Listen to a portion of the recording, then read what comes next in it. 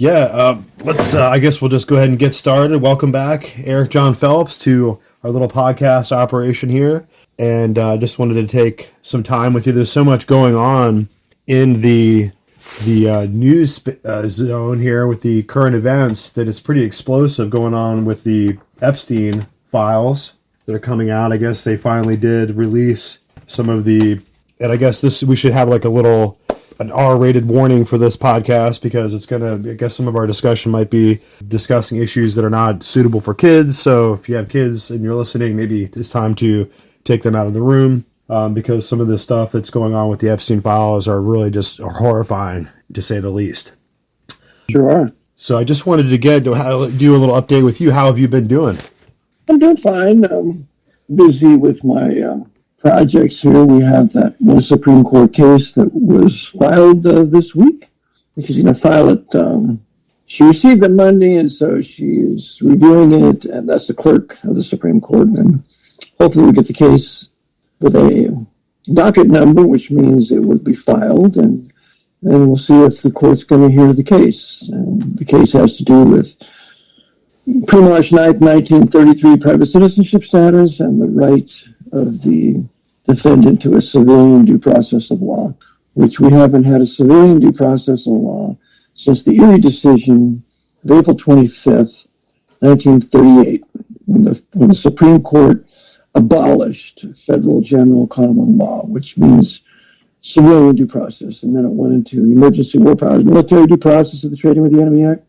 And so they now have federal common law, but it's a military due process. It's not the old federal general common law at civilian due process. So we're going to see if the Supreme Court is going to overrule the lower court case, and it was a state of Washington case. It was the trial court, then we went to appeals court, then it's Supreme Court, and then from there we took it to the U.S. Supreme Court. So we'll see if they're going to hear it, because I maintain this is the most important case that has ever been before the court since 1938, when they imposed Trading with the Enemy Act military jurisdiction on every court in this country that flies nothing but military colors, state and national, in every state and federal court. So hopefully they'll hear the case, and when they file it, then I'll be doing some interviews with various different broadcasters to bring to the attention of the people that we haven't had civilian due process of law for 93 years, since 1938, for almost 93 years, or maybe 85 years. No, since 1938, 85 years. So hopefully this will make some of the news, and that there'll be a press to restore civilian due process of law in court.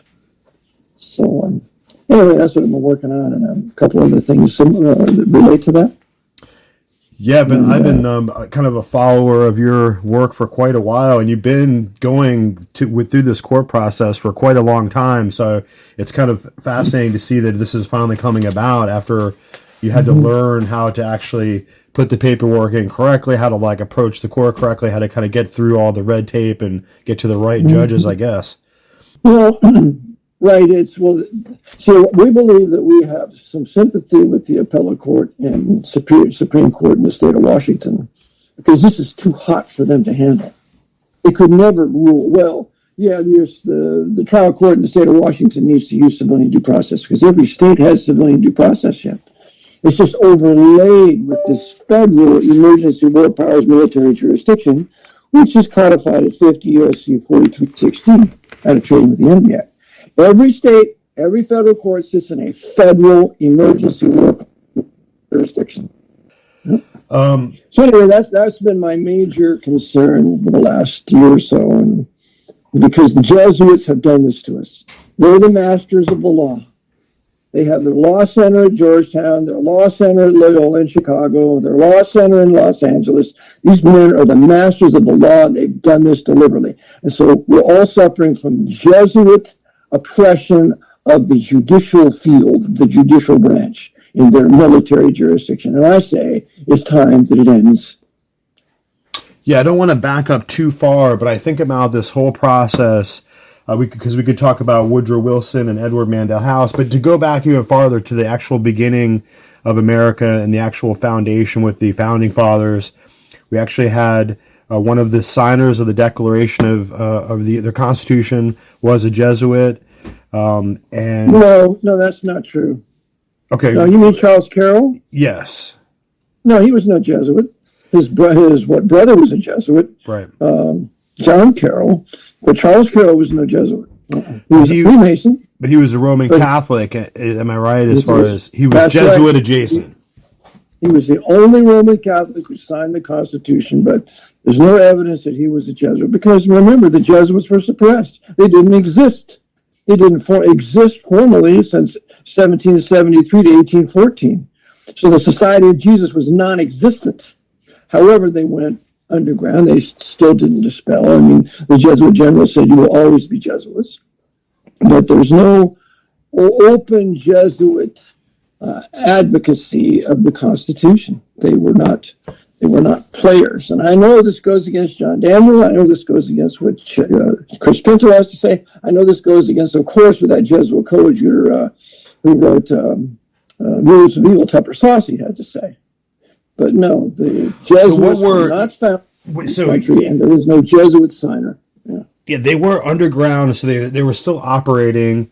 So what do you think their designs were for America as far as, because you can see that over the course of time, from the starting point, the starting bell of the United States and the signing of the Constitution and the kind of beginning of the Republic, there's just been this slow, for lack of a better word, this transformation of the Republic, which is the name of the book by C.T. Wilcox. Yeah.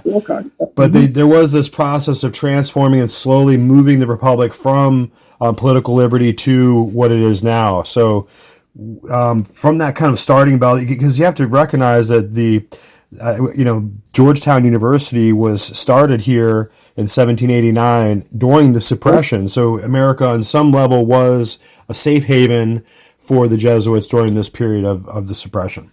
Because of the First Amendment that did not guarantee religious liberty. It should have guaranteed religious liberty for only those who were not against religious liberty. Okay, so the Jesuits should never have been given. The Catholic Church should never have been given religious liberty here because all the doctrines of the papacy condemned freedom of conscience, speech, and press. Right. And of course, Islam the same way. They should never have freedom of Islam here. They hate freedom of press and speech. So the First Amendment was written by Baptists, by James Madison at the behest of John Leland out of Virginia. And so you're going to have a clause in that Constitution securing religious liberty for us Baptists, because the Baptists were the biggest ones being persecuted by the Anglicans and the Catholics. So that's why they put it in there. However, it was corrupted so that it became a haven for the Jesuits to come here. And so I say that we should have never had religious liberty, absolutely. It should have been only for religious people or sects that do not call for the persecution of somebody else that's not of their ilk. And the only ones that can claim that are Protestants and Baptist Calvinists. We didn't persecute anyone. Some of the Protestants did, but the Jesuits took over the Anglican Church. Shortly after the days of in the 1500s, Augustus Toplady talks about that in his work, in his works. But no, and John Newman ultimately would leave the Anglican Church and go to become a cardinal. But that's after the war between the states. It's during the Oxford movement, I believe. Yeah, Oxford movement was from 1833 to 1845. And during that time, John Henry Newman leaves the Anglican Church with his Tract 90 and blows the lid off the Anglican Church and goes to the papacy, of which then Pius IX will make him a cardinal. So John Newman is a traitor to Protestantism. And so, but as far as our republic is concerned, no, our republic was fine. It was a limited republic. The papacy hated it. They called it the Constitution a document of Satan, because it limited the powers of those in office and divided the powers pursuant to Isaiah. The Lord is our judge, the Lord is our lawgiver, the Lord is our king. That's executive, legislative, and judicial. So you can see that over the course of time, they went right to work to try to undo those separations of power, if you will, and to turn America into an empire rather than a republic. Okay, let's go slow. Well, let me just point out one thing. Like, so America starts out with its capital in Philadelphia, and later it becomes John Carroll's farm, becomes the territory for Washington, D.C. So let's talk about that. How did that transformation part take place there? Okay, the land that was ceded for D.C. was from Virginia and Maryland. And no doubt the Jesuits had a hand through John Carroll in the cession of that land. But it doesn't be, and they also called it a Rome on the Potomac, but Washington was against it. George Washington was against making a Rome on the Potomac, and I found that in a book written by a Roman Catholic. I quoted in my book. It talks about the city for the D.C. I forget the name of the book, but I have it. But George Washington was very much against the Jesuits having a hold here. He did visit the Jesuits at Old North at Georgetown, or he did visit Old North at Georgetown, but the Jesuits were not formally existing. They had been suppressed by the Pope. So, but the country was not pro-Jesuit. It was full of Calvinists. It was full of Baptists.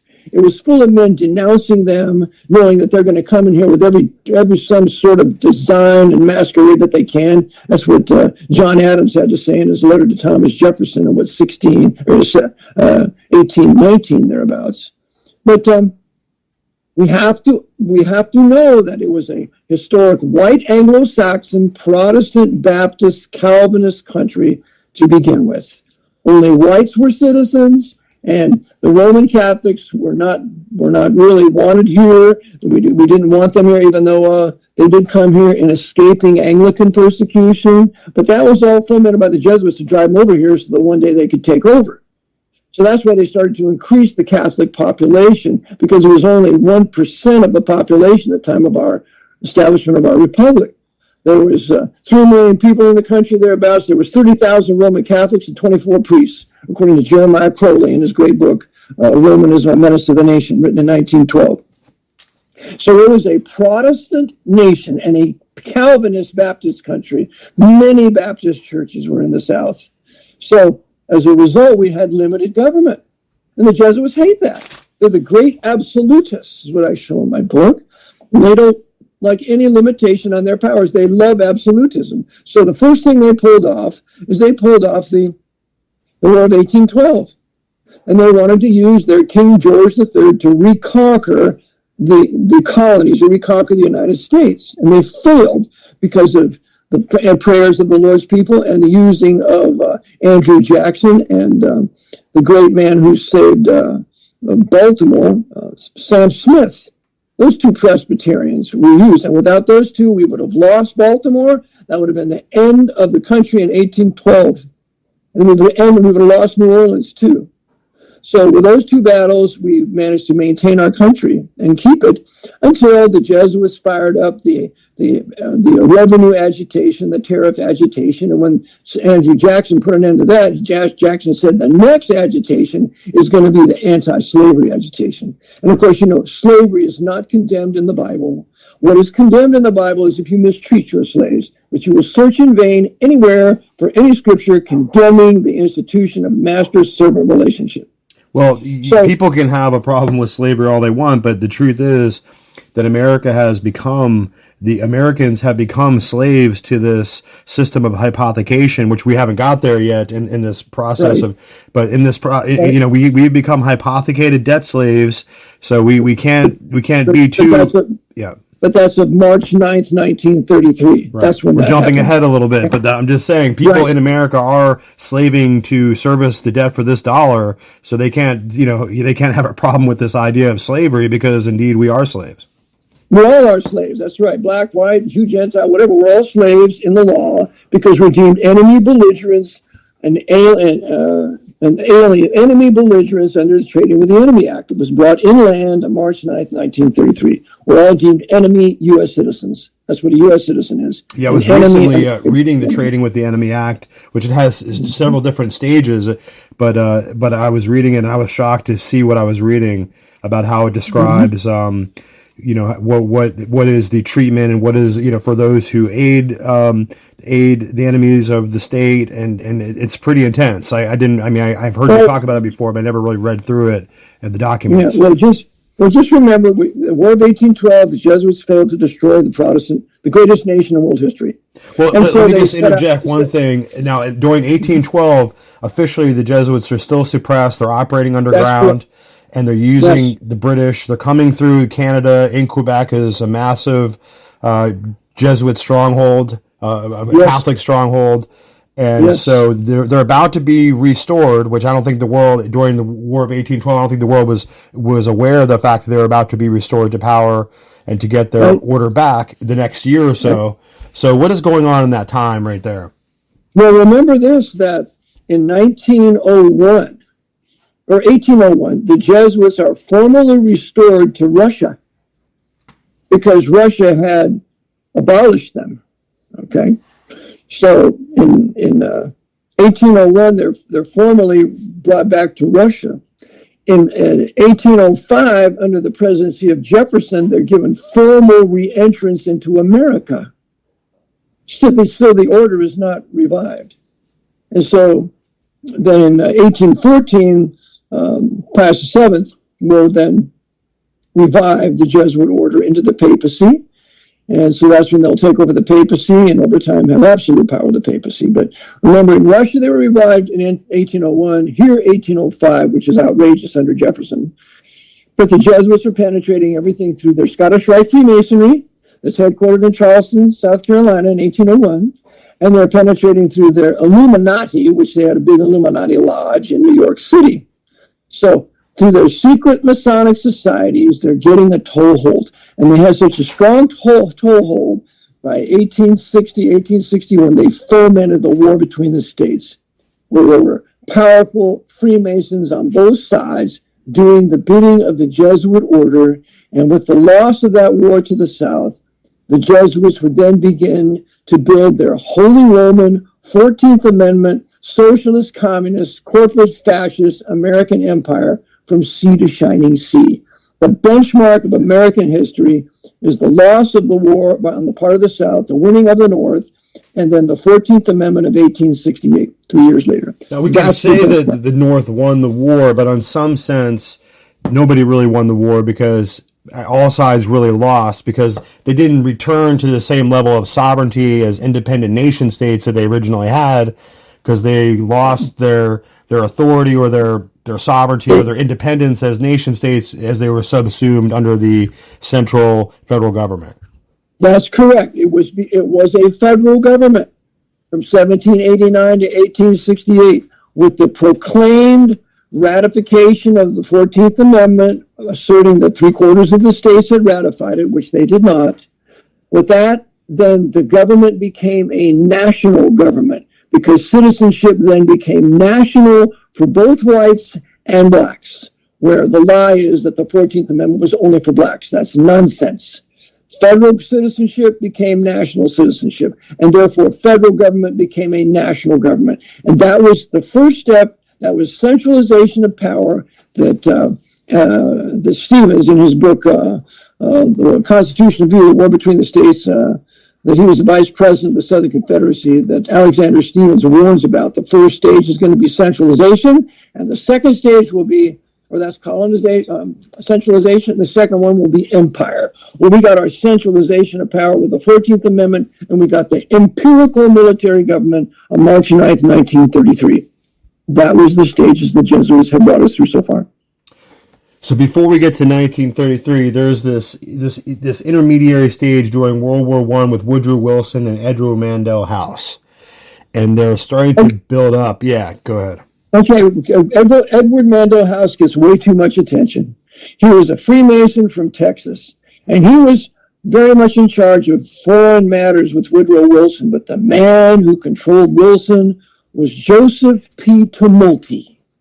Joseph P. Tumulty, you never hear about him. I cover in my book. He was a Knight of Columbus, and he was the absolute power behind Wilson. He was his private advisor when Wilson was the governor of New Jersey, and he was his advisor when Wilson had 2 terms as president here. For 10 years, Joseph P. Tumulty ran Woodrow Wilson. And that's how the Jesuits controlled him, through Tumulty. So at this time, they're going to start to build this system of hypothecation, and Edward Mandell House was, he was involved as well, but he is famous for saying, even though if you go on the internet now, they try to push back and say that it's not the case, but he was famous for talking about the idea of someday Americans will have to register their biological property. That's right. And they had already started doing that in 1900, started in 1901 thereabouts. And they were registering with the birth certificates. And guess when the government decided when the registration was complete? And I have it in my class, 1933. Right. So it's deemed that everybody now is registered, everybody in the country is registered, and their biological property is registered, and that was just in time for the seizure, because when FDR proclaimed a state of national banking emergency, which is equal to a state of war, on the 6th of March, which was a Monday, 1933, that's when he seized every person, place, and thing. Every registered person, place, and thing became the legal property of the commander-in-chief. And this is exactly the power that the Holy Roman Emperor had for 1,000 years with the Holy Roman Empire, from 800 to 1806, thereabouts, where the Holy Roman Emperor had title to every person, place, and thing in Europe. They pulled the same thing right here on March 9th, 1933, because 4 days on the Thursday, March 9th, Congress passes its Emergency Banking Relief Act, or its proclaimed passed, which really never was, that approves and confirms every proclamation of the president from March 4th, 1933 onward.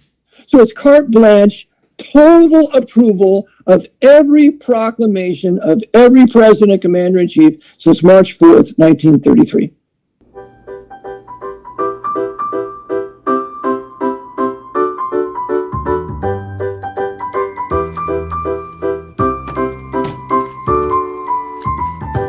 That's right. It's another word from our great sponsor, Colossus Hobbies and Gifts.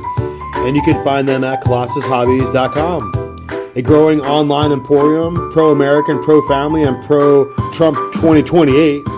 colossushobbies.com is Fun Time Incorporated, the most awesome joy emporium of gifts, hobbies, and games, toys, costumes, and sports gear anywhere online. Playtime, creation, and excitement for all ages.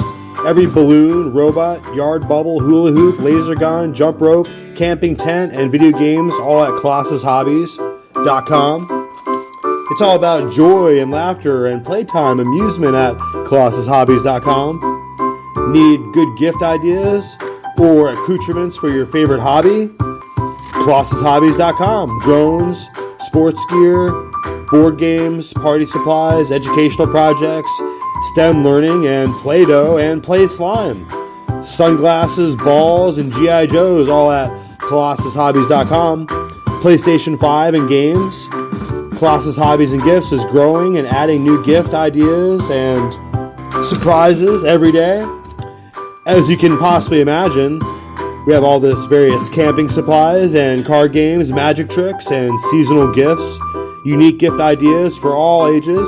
All kinds of puzzles and beads and many indescribable delights and joys, all at colossushobbies.com. Come support us here at colossushobbies.com.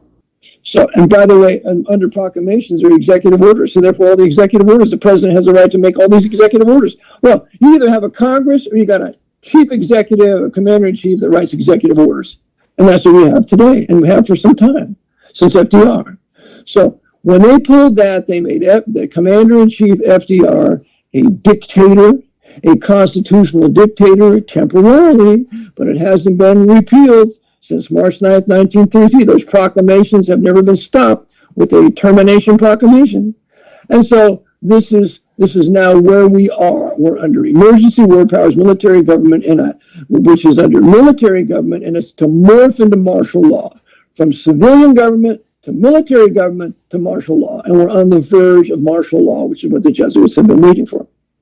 So that's why we have to view this idea that there's some kind of like political adversity between the Republicans and the Democrats when really nothing really changes. The Federal Reserve debt keeps going up. That's right. It's all a show, Sean. The Democrats and the Republicans at the top work together.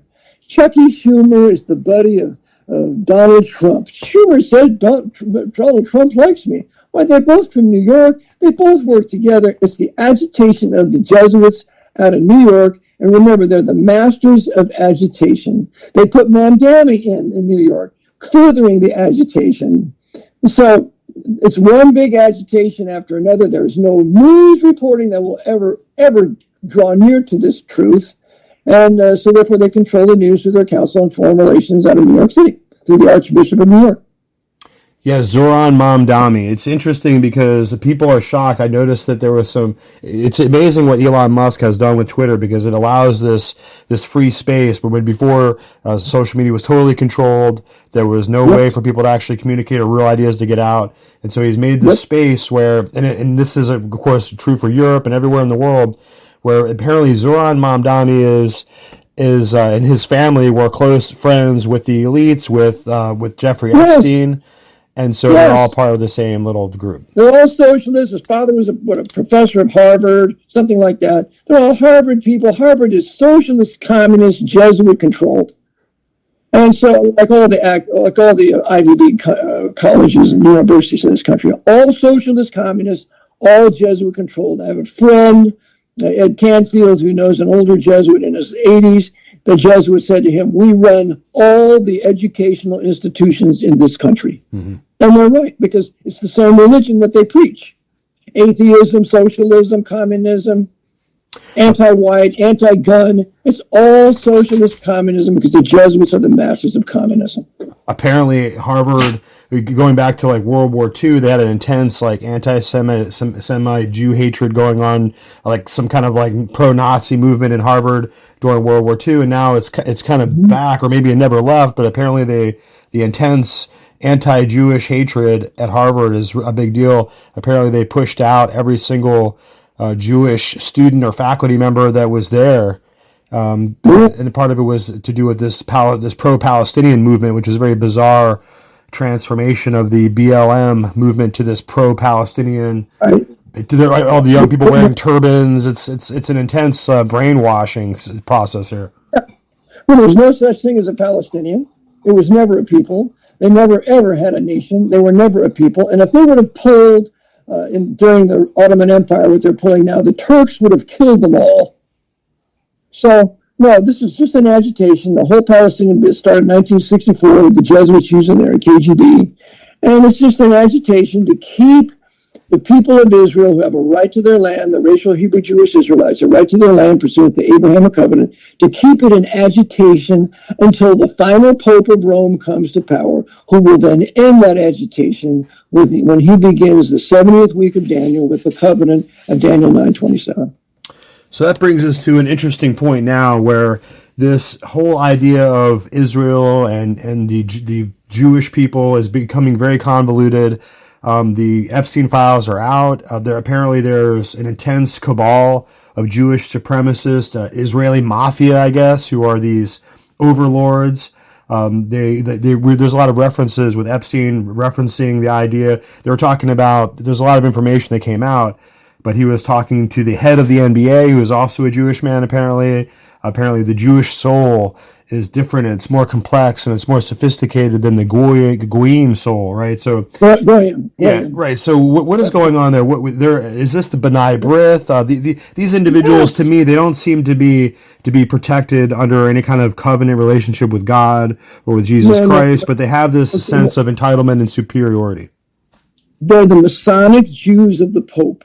They're the papal court Jews. When I was on the radio with Lenny Bloom and Sherman Skolnick many years ago, Sherman taught me a term. It's called Hofjuden. They're the court Jews of the Pope. And I see Epstein with a picture of the Pope in the past. He knew who his master was, just like Kissinger. He went to see the Pope. In fact, Kissinger said of Nixon, "I would never work for that man." But Kissinger, as a Knight of Malta, just like Alexander Haig, was busy working for the papacy. All these upfront court Jews are busy with this agitation here, as ordered by the papacy, to create anti-Jewish fury in this country, to drive out the wealthy Jews to Israel, and for the rest of the Jews to be rounded up and sent to the FEMA death camps, which the biggest one is in Alaska with 1 million acres outside of Anchorage. That's what they're planning. Yeah, I see a lot of intense focus on the Epstein files, and people are really talking a lot about this whole issue with the Jewish conspiracy, and it kind of brings us back. This whole Epstein disclosure is doing a lot of damage, and it's really bringing a lot of what would you say? It's putting a lot of wind in the sails of these anti-Semites and these Jew haters. Yes. And so, yes. But they're really. That's why they have John. That's why they have John Podesta and the terrible things he was doing to those children in the Clinton file or the Epstein records that they've just released. Now, John Podesta is a Jew. Yeah, and his brother, Ezekiel's a Jew. So they're going to magnify the terrible things these notorious Jews have done to further incite anti-Jewish fury here. But they're not going to magnify the terrible things that Clinton has done, right, or Trump or the others, because they're the high Freemasons working for the papacy that are supposed to be up front leading the agitation. Yeah, there's a whole lot of papal nobility that are really in these Epstein files, including the Queen of Netherlands, Queen Beatrix, yes, her princes and her sons, and obviously the nobility in England, and so it's just kind of unfolding now. But no one is really discussing the papal nobility or the issue with the aristocracy. That's really the power structure. They're just really focusing on the Jewish, clerks and the servants. That's what Epstein ultimately was. He was really just a Jew boy who was there to serve the power structure and to. Yes. Here's another example. There was a 4-volume set in 4 DVDs titled "Sacrificing Liberty." I recommend all your listeners get it. It's very well done, and it documents the Israeli attack against the USS Liberty in 1967 that was intended to sink the ship, and but the Lord intervened, answering the prayers of Mr. Golden, that was an officer on the ship, and kept the ship from sinking. And but no doubt the Israeli government, working for the Pope, carried out this attack on the orders of Lyndon Johnson and his director of the CIA, Richard Helms, and the one in charge of military Israeli military intelligence was Raphael Attan. Well, it's the same Raphael Attan that betrayed Jonathan Pollard and sent him to jail for 20-something years. And Jonathan Pollard just gave information to the Israeli intelligence that they were supposed to have anyway, with a treaty that was between Israel and the military government here. Jonathan Pollard makes a very clear statement on that. So Raphael Attan betrays Jonathan Pollard. Raphael Attan is behind the attack of the USS Liberty on orders of LBJ. And who is running LBJ at this time in 1967? Dirty, filthy, sodomite, American Pope Francis Cardinal Spellman. Spellman was behind the attack of the USS Liberty, just like he was behind the killing of Kennedy. Because Spellman dies a few months later in 1967 after the attack on the USS Liberty. So as I look at these, going to the Epstein files, it's really disturbing how these people are intensely involved with the murder and apparently the rape and apparently the eating of children, which it defies.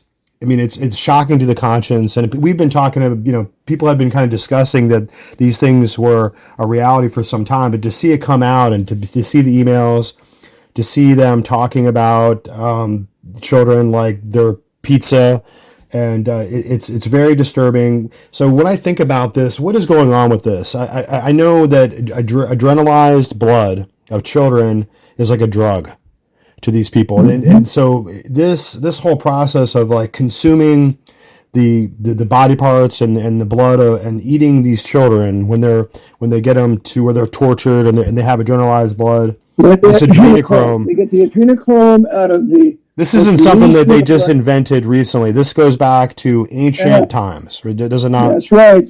That's correct. That's what all the ancients have been doing because they get more demonic power when they do this. The killing of a young boy, they love to kill the young white boys. They don't want, in fact, I believe it was Epstein that says, we don't want any niggers here. And that's on a record. And I use that word because that's the word he said. So they love killing the little white boys. Yeah, that was the email. Apparently, the black children were not involved, which I guess was good for them because they were at some level not they were not harmed or butchered in this way. But apparently, this butchery of children was always about getting white kids, and who knows where they get them from. But that's right, because the white race peoples, when they are armed and read the Bible and are led by nationalistic leaders, patriotic leaders, are the greatest enemy to the papacy. We're the ones that defeated them many times. So they have to wreck our race. They have to wreck any white nation so that it becomes fully miscegenated race mix. So we're going to bastardize the people. We're going to have black and white marriages, black men with white women, and we're going to kill their children. And we're going to do all sorts of things because we cannot tolerate any historic white nations anymore. And that's part of this killing of the children. That's one of the reasons why. yeah, I'm sure you're right. Now, Epstein represents a process of an intelligence operation, and he is ultimately a blackmail operation. He's collecting all this information. He seems to be serving the elites, but ultimately he's collecting information. And just like we found out about Bill Gates, when he tried to end his relationship with Jeffrey Epstein, it became very difficult because ultimately once you get him involved in your life and you start doing these activities with him, he basically owns you. And this is part of how the power structure controls the elites. All recorded and all recorded audibly or visibly or whatever. And remember, this is what J. Edgar Hoover did when the very first time when he was appointed in 1924 to be the director of the Bureau of Investigation. He was the Inquisitor of America for, nearly 50 years before they killed him. So it's the holy office of the Inquisition gathering dirt on individuals so that they can control them. And that's all Epstein was. He was just a pimp for the Pope and a Jewish pimp at that. Yeah, so ultimately, this information was there to be damaging, and it's ultimately being it reminds me of just how it's situated with all the illegal invaders who are now running around our country. They've been led in here, and now they have to be taken out, and getting them out is an excruciating, dangerous, violent process. And it's the same thing with the Epstein files. All that information was collected to ultimately do damage and to be destructive against the people who I guess thought that they were protected. But ultimately, the idea is to destroy America, to destroy all the people involved, and to get them involved with this despicable, monstrous depravity, and then expose it to the world. And so all this is kind of happening together at the same time. This kind of cyclone of destruction that America is facing. It's to create international anti-Jewish fury, not realizing that these leading Jews are B'nai B'rith, high-level Masonic Jews, subject to the Jesuit order who wrote those rights. So this is the game.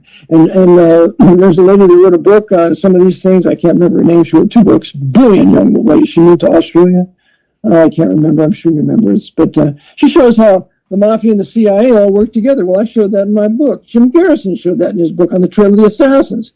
They're all working together. The Yakuza, the Chinese secret societies there, their mafia, the mafia here, they're all working together. But who could possibly coordinate that? The only ones that could possibly coordinate it is the high Jesuits, the brains of the papacy, in control of their Masonic underlings. And so it continues. And we're going to have here the people here do not read the Bible anymore. They don't know our history. They don't know about the Abrahamic covenant with his blessing and his curse. And they're going to step into the curse when they begin to start persecuting the Jews as a race, as a people, as a racial people here, and not go after the Jewish leaders working for the Pope. So that's what we face. Yeah, I'm worried about America's future. God judges nations. He's done it all throughout the entire Bible. If God is being shown to have any particular pattern of action, it's to hold nations accountable. And so we're at this point now where we've fallen so far away from our original biblical roots. America was founded by Protestants and Baptists who are trying to escape the Inquisitions of Europe and the violent butchery of the Roman papacy as they were trying to exterminate anyone who they declared a heretic. And so people came here and fled here to have their Bible, to have their religious liberty. They made a mistake, obviously, by allowing any slaves to come here.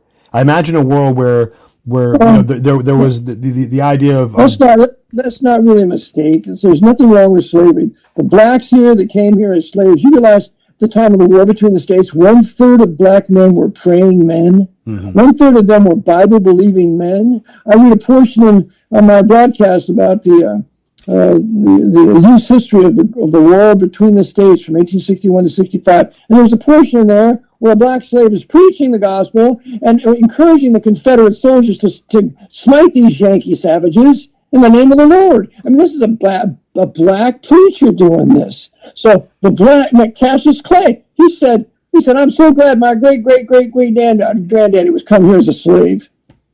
Because if you read the book, Black Americans should be glad that they were brought here, because ultimately they have a much better future than they would have if the ships just went right by to some other place. But obviously the agitation with the socialism, with the communists, are using the fact the presence of Black Americans in America as a reason to call the founding fathers racist, and so all this kind of vitriol is created. All that vitriol, and it's designed purposely to destroy our patriotism, because the average Christian man doesn't know that the Bible does not condemn slavery. And so they're going to call America's first sin slavery. That's nonsense. Jesus Christ healed slaves, and he never once rebuked the master for having slaves. So we have the foundation of Isaac getting a wife, because Abraham sends his servant into his land to get a wife for his son Isaac. I mean, that's biblical servitude or slavery. We want to think slavery means you're going to beat the men and rape the black women. That's not the case. So anyway, what should have happened was the blacks came here. And by the way, you can read a book called The Hand of God in History by Hollis Reed, written in like 1846, 56. And he entertains why the blacks were brought here. And he says, obviously, in the providence of God, they were brought here to then be given the gospel and to learn our culture so that they could go back to Africa and build a huge African empire that would be reading the Bible. And that's exactly what Liberia was to be when they started doing that in the 1820s or thereabouts. Hollis Reed fully develops this in his book, The Hand of God in History. Yeah, I guess you can. And one more thing before I forget. Every Back to Africa movement in this country was crushed by the Jesuits and their Freemasons. They were not allowed to go back to Africa. They were not allowed to go to their native land and start a country that would be based on the Bible. That was utterly forbidden. And there were 3 major movements back to Africa. And the last one that was killed was in the 1930s under FDR. Yeah, when I look at the videos in Africa of the people there that are being brutalized by the Mujahideen warriors riding around there, just kidnapping and murdering and destroying the people there. It's just so horrifying to see that they are just so destitute that it seems like that people here in America, Black Americans would think about their people in Africa and their plight and maybe reach out to do something to deal with that, to respond to it, to change the situation there. And it's just so horrifying because the people are being ground down. They're being experimented on by like the likes of Bill Gates and their virus, their vaccines, which are just exterminating the people out of existence. There, it's horrifying. Well, Bill Gates is a Freemason. My friend apparently he funds many Jesuit schools. Yeah, he has every knighthood. Gates has every knighthood. So he's doing the bidding of the Jesuit order, when he was busy killing down the blacks and injecting them with poisons. I have a brother-in-law that was worked on an oil rig in Africa, and he told me that when they came along and he started injecting these African children, the fathers would come along and cut off their arms right away. They knew it was poison. So all of this is done by the papacy because the papacy hates the black man. They want to keep him down. The last thing they want is an educated black man that reads the Bible and to have his own country where he's armed and have nationalistic leaders. They will never allow that for the black man, just like they're not allowing it for us white men either. Yeah, no, I think you're totally right. Getting back to this process of moving America from a republic of a political liberty and free men to this place where we're indentured slaves to a system. And of course, it's interesting that you point out that the birth certificate process is going to start in 1901 and then it's going to be completed by 1933, where everyone is basically maybe at first it was voluntary and now everyone is required to have a birth certificate. So it's this move towards a technocracy. It's a move towards a total technotronic control over all the human resources in America, so that every single person is accounted for. Every single person is a widget that produces a commercial value. And they say pay taxes, but we don't really pay taxes because we're not in the black ink. We're in the red ink. So what we really do is we're servicing the debt load for our financial debt through the Federal Reserve System, which is in hock to, I guess, the Bank of England or the papacy. Right. The papacy runs the Federal Reserve. The Knights of Malta run it. You have William J. McDonough, who was the head of the Federal Reserve in New York City, Irish Catholic, Knight of Malta. You have Peter G. Peterson, former head of the Federal Reserve Bank in New York City, Knight of Malta. They're all papal knights working for the Pope, and they use the Federal Reserve Bank to create the credit, to finance the wars of the American Empire waged around the world for the benefit of the Pope. That's the only purpose of these crusades. Yeah, I noticed recently that when I think about how the Democrat Party and with Biden and previous administrations were complicit in bringing in all these illegal invaders, allowing them just to be brought in, putting them up in hotel rooms, spending billions and billions of dollars, bringing in the Somalians so that they could basically rape, rob, and pillage and fraud. Yeah, bring in the black, savage, Muslim Somalians, the lowest of the blacks in Africa. Bring them in here. Bring them to a historic white Lutheran city, a white Lutheran city of Minneapolis. That's part of the Counter-Reformation. And then when you try to get them out, why we're going to have our Jesuit agitators agitating against ICE to remove them, which I feel, if you're going to do that, every one of them there resisting ICE in the lawful arrest and return to their countries is a felony. And they all ought to be, if you hit an ICE agent, you ought to be shot. Mm-hmm. I'm for going up there and gunning them down. And once you gun those white savages down, they're going to learn that you do not stop a federal agency from upholding the law. And the agitation will end. The reason why it continues is these savage white people, these communists, these agitators, get away, these white feminists, they continue to get away with it every day because they're not disciplined. As far as that white woman that was shot in the face, well, isn't that too bad? She shouldn't have been putting her car out in the street to stop the lawful roundup of these savages committing crimes every day. And for that one guy that was shot recently, I wonder if he was really shot. If he was really shot in the back and killed, that's murder, and whoever did it should be prosecuted for murder. But I don't think they did, because I don't see any blood. I don't see anything going on. I think it's another major agitation to incite all these people like Jesse Ventura to go after ICE.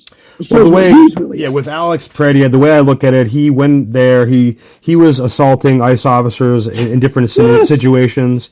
They got him down. He had the gun drawn. They got it out of his hand. He's still resisting. He got himself killed. Apparently, the gun. He got himself killed. The gun that he had went off. I don't know if it got kicked, but it shot a round fired, and he was still kicking and fighting and resisting. And they were in fear of their life, and they shot him. And if that's the case, which I mean, then that's his problem. He should have just stayed home. He was running around, chasing ICE officers, kicking their vehicles, spitting on them.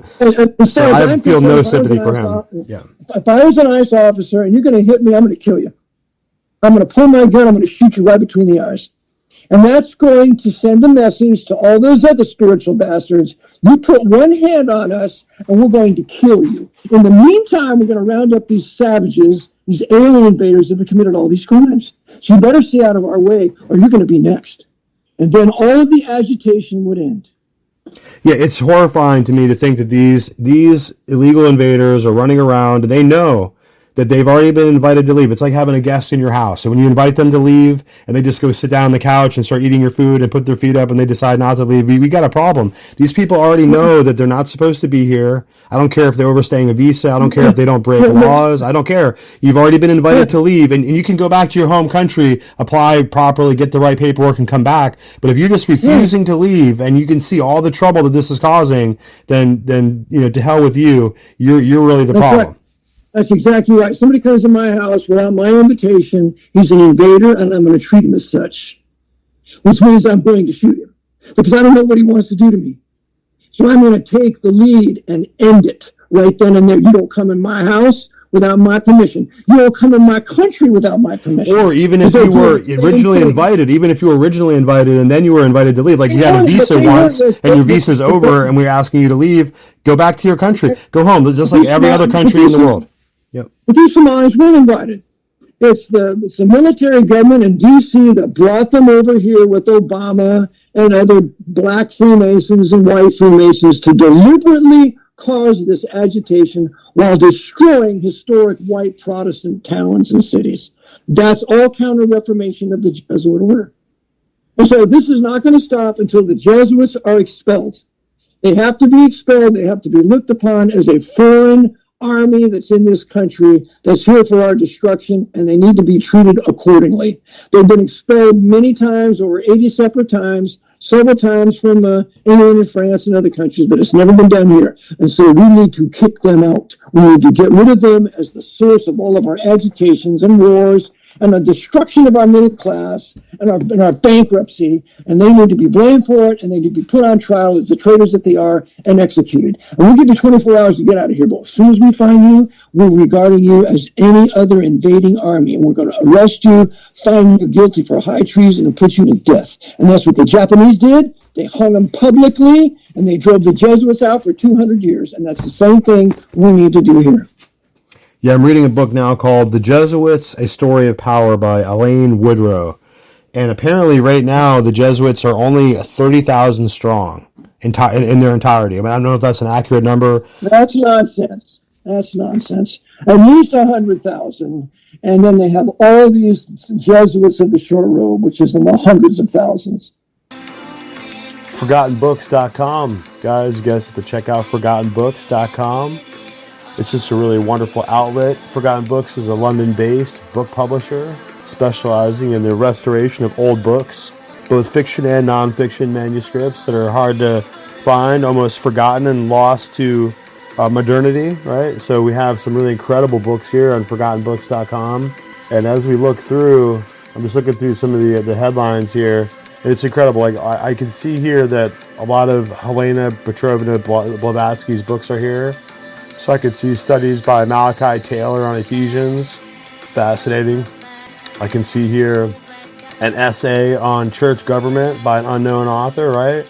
As I go through here, over 1.3 million forgotten or lost or all but lost books, right? The history of the so-called Jansenist Church of Holland, the moral concordances of St. Anthony of Padua, right? All this incredible books, guys. All these incredible forgotten books. A sermon on the death of Abraham Lincoln. Right? This is incredible. This is an incredible resource. The secret instructions of the Jesuits. Right? All these. ISIS Unveiled. Wow, this is incredible. ISIS Unveiled right here on ForgottenBooks.com. Guys, you got to come check it out.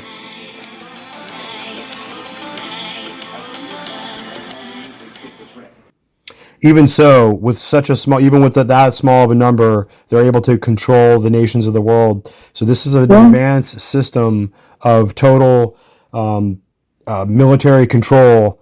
And it's astonishing what they're able to accomplish. And it's through education. I think in just reading this book, it seems at first they didn't focus on education, but later on building the next generation, creating educational institutions. They were competing with other Protestant groups in other countries who were basically, teaching their kids. And so ultimately, the Jesuits are going to be involved in a huge way in education, and that's how they're able to influence so many young people. As the twig is bent, so grows the tree. That's their great thing. So they have to have a monopoly on education. When they have that, then they will produce all the young people with their beliefs to carry out their design, even though many of these young people are completely ignorant of their purposes, like communism, like socialism, like fascism, all Jesuit creations. Yeah, I was talking to Kyle Seraphim on Twitter. He's an individual who's doing a podcast. He's like an FBI whistleblower, and he always complains that the FBI went after poor Catholics. And I was talking to him, and I was like, he ultimately blocked me. But I asked him, I was like, do you recognize that Roman Catholics, maybe not just some regular people in the pews, regular people who are sitting in the service, but by and large, the hierarchy and the magisterium of the Roman Catholic Church has been one of the most dangerous elements to governments and to free countries and to people in history. And they have been very deadly. Yes, because it's called the doctrine of the temporal power. If your listener remembers anything, remember the doctrine of the temporal power. The Pope has two powers, spiritual power and temporal power. On the flag of the papacy, which is yellow and white, it is a triple crown, where the Pope is Lord of Heaven, Lord of Earth, Lord of Hell. That's what their doctrine says. And there are two keys on it. A gold key, that's the spiritual power of the Pope, that every soul needs to be subject to the Roman papacy and the Pope of Rome, and the silver key, that every government is to be subject to the Pope of Rome. This is the doctrine of the temporal power. And so that's why Roman Catholicism needs to be outlawed. All these priests need to be expelled. All these hierarchy princes of the church need to be put on trial for treason because they're imposing a government of the Pope in this country by enforcing his temporal power. Yeah, they represent a foreign power. Just like Xi Jinping or Putin, they represent a foreign military power from a foreign nation, for a foreign monarch. The Pope is the king in the law. He cannot, no king can be sued. He's a sovereign. So that's right. Well, it's the same for the cardinals and the archbishops of their church. They're also princes. They're also nobility, aren't they?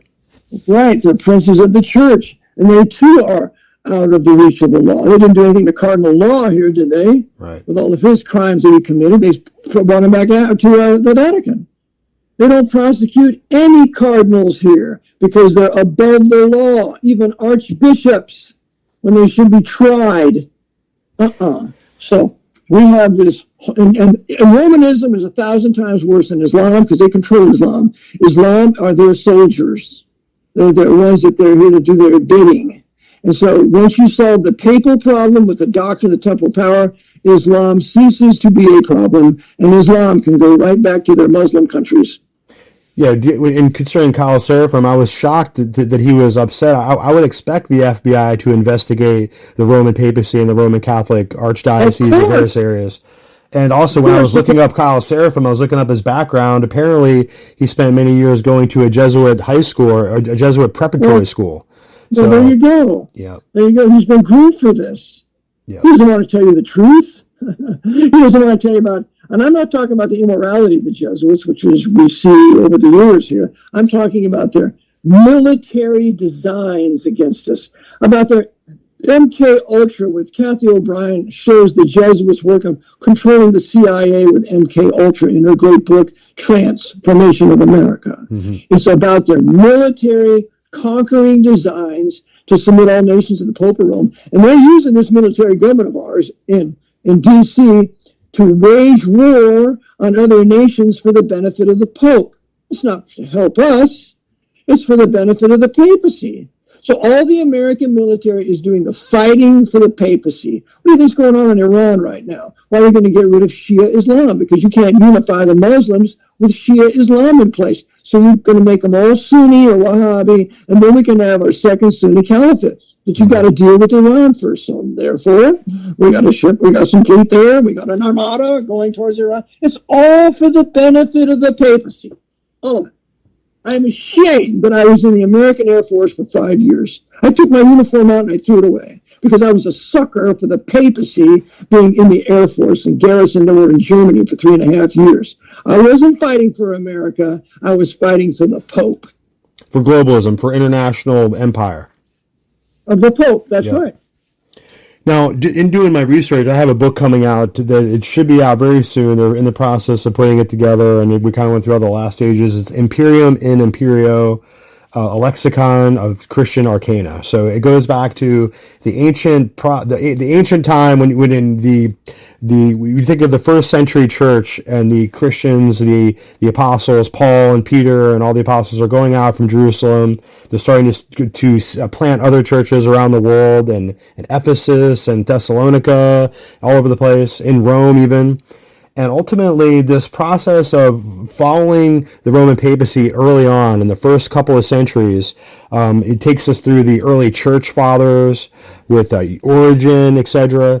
And it shows how the Roman hierarchy was ultimately, in those first couple of centuries, even before Constantine, which was 324 AD, before that time, before Constantine, legalized and embraced the Roman bishop and the Roman church in Rome, they were basically infiltrated by these other cults in Rome, because Rome was full of different systems of pagan religion. So you have the Pantheon of Rome, which was started by Julius Caesar, and ultimately you can see that they brought in the Temple of Baal, the Temple of Isis. They had the Mithraic cults. They had all these different cults to all these different gods. Many gods, and many of these cults were very syncretistic. In other words, they would infiltrate other systems or other religious systems, and they would quietly sneak in, secrete their own symbols and their own rituals into these other competing systems of religio-cultic, of ritualism. So you can see early on that the Roman papacy was taken over by a couple of different systems who came in. Other priestcraft would come in, including Isis, the cult of Isis, including the Mithraic Brotherhood, which was an all-male fraternity, which had 7 levels of initiation. And ultimately, the highest level of initiation was the pater, or the paternoster, or the father, which was called the pater. And so that was symbolized by a ring on the finger, a staff, and the planet Saturn was the symbol of the highest degree of initiation in the Mithraic cult. And so ultimately, if you follow the research, and some of the research is in my book, you can see that the hierarchy of the Roman papacy was ultimately taken over and subsumed into these Gnostic pagan rituals. And that's how you'll get a lot of these the sacraments, the system of the sacraments in Roman Catholicism, including this obsession with Mary and turning her into a deity.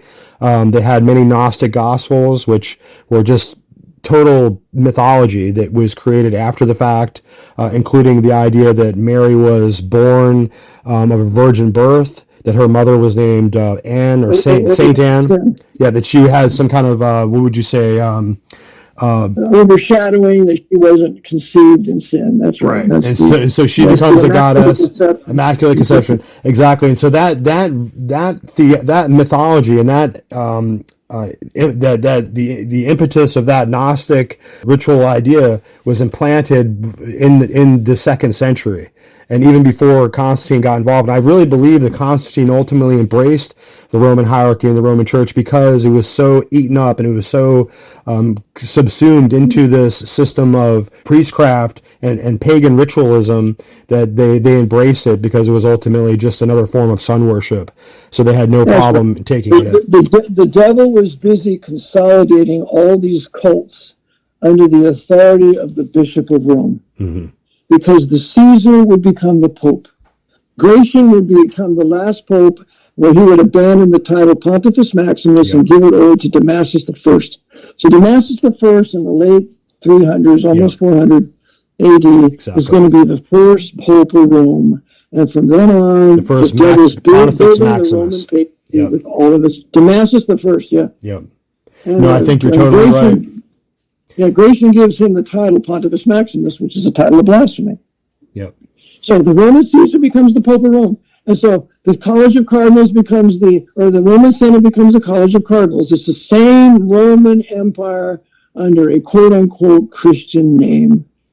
Yep. No, absolutely. And so you can see early on these early they weren't called pope right away, but these early Roman bishops would begin to seek to have authority over other churches, and they would get involved in the disputes of other churches. They would try to excommunicate other bishops of other churches. They were trying to be over other bishops, like the Bishop of Alexandria and others. And I have on my PowerPoint when the Bishop of Rome calls himself the Supreme Bishop, all these other bishops called him the Antichrist. Right.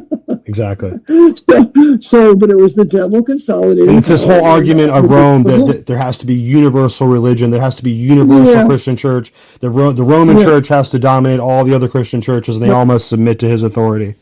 So that's what makes him Pontifex Maximus, or the high priest of the pagan cults. That's right. And hence the spiritual power, enforcing the spiritual power of the Pope around the world. And hence all the adrenochrome and the savagery against children.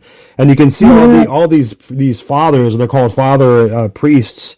Of course, there is no priests in the Bible. If you go and look at the New Testament, there's no priestcraft. It's just there's husbands and men over their own homes, and they're the priests and kings of their homes. We're a kingdom of priests, We're all priests of those of us in Christ, but there's no ruling priesthood. That's the doctrine of the Nicolaitans, which the Lord hates. And it's the doctrine of the Mithraic cult, because the Mithraic Brotherhood was a system of paternosters, or priesthood, father priests.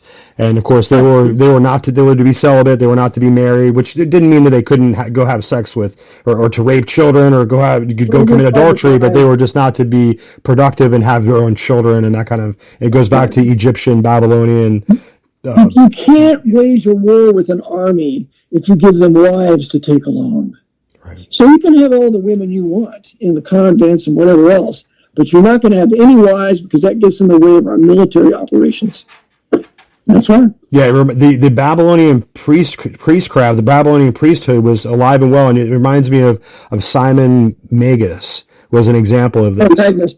Yeah, Simon Magus. Yeah, they were so the apostles, as they're even during the time of Christ and after he would die and have his resurrection and go up in front of them and into heaven, the apostles in the early church in Jerusalem was surrounded by these priests of Babylon, these Simon Magus like individuals who were there to ultimately. They were secret society members. Exactly. These were the priests that were descended from the priests in the days of Ezekiel.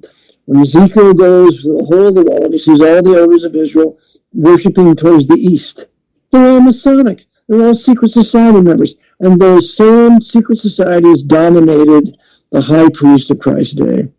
So that's why we have these Jews nowadays who are Talmudic Jews.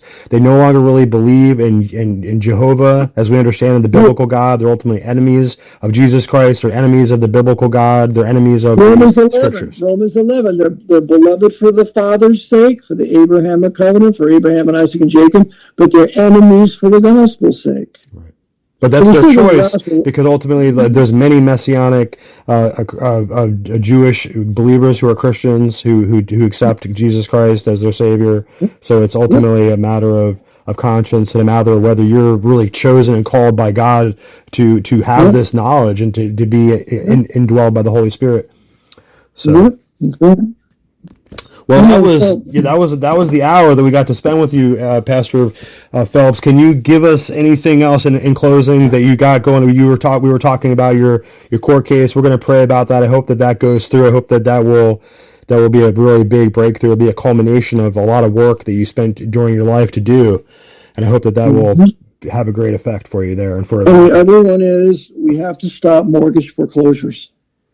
The Jesuits are going to use mortgage foreclosure to kick everybody out of their homes, and they will only be able to lease or to rent, or worse yet, to go to the camps because they have no place for them. And I have about stopped a mortgage foreclosure here. It's a special common law counterclaim where if they can't give you civilian due process, then they can't foreclose. And so I've about done this one with one particular case here in Pennsylvania. So appreciate your prayers there, because I'm going to teach everybody how to stop mortgage foreclosure. Okay, wonderful. I hope people will reach out and get in touch with you.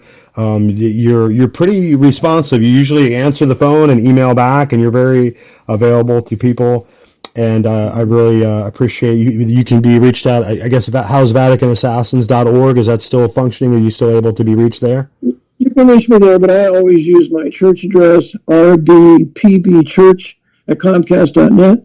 You can send me an email there, or I got a cell phone too, 484-238-5200. I take calls also.